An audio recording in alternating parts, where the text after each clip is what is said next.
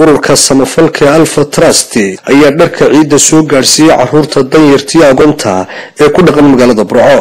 caruurta Alpha Trust ciidtiisa ayaa gaaraysay 100 caruur ah. qaar ka mid ah waalidiinta caruurta la ciidsiiyay ayaa u mahad celiyay ururka samafalka Alpha Trust.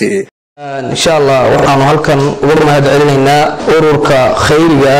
سمفلك ألفا تراستي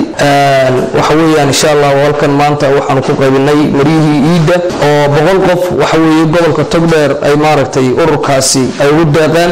نونو وكيشان أنا وحوي ماركتي أنا كوكا بنودتك وحوي ماركتي عدي وباهني مبني حق ولا عيد أيان وحوي ساك بدوسيني وحوي دينتي اللي هو بورني سمفلك يوناق وحوي النبي عليه الصلاة والسلام وحوله أفضل الأعمال إدخال السرور المؤمن وحويا وحيابها أعماش وفضل قبلا وحكمل قفك مؤمنك وقلبك سلفرحتي جليه وحكفر حين يوحويا لتصيه كسوت عورتها النبي عليه الصلاة والسلام وليه قفك مؤمنك وحيابها لغفر حين يوحكمل إن قاونا أنت لقى أسطره ودر لصيه أو أشبعت جوعته أما وحويا قاتشبه هايسة لغبيه وحويا لغفر حيه أو قضيت له حاجة أما وحوي الدنك وأوليه هي وحوي اللوبدو مركا وحويان ولا لا العمل كان هو عمل رنتي آل خير بدن عدي الله سبحانه وتعالى وفتيه وحن هلكن قلنا هذا إلى أورك ألفا تراستي سمفلك كوا صوب الويران الصوماليين أي كبهورين ورات تلقنا إنه كعويان مشان الصومالي دباتيسن كوا نافضة أغلانتا يديرتا مجرد برأو حينانتا كقيبيان دركي عيد أو تلقنا هبلها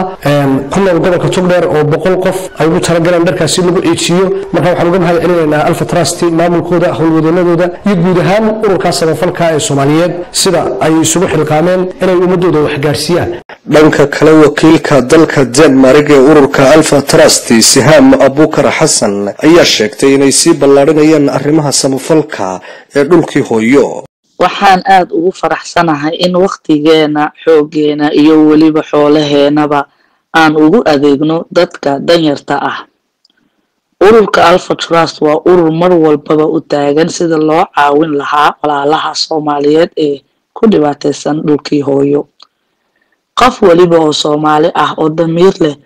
oo uu karan karaa mas'uuliyadda naga saaran dadka naafada ah iyo kuwa danyartaba.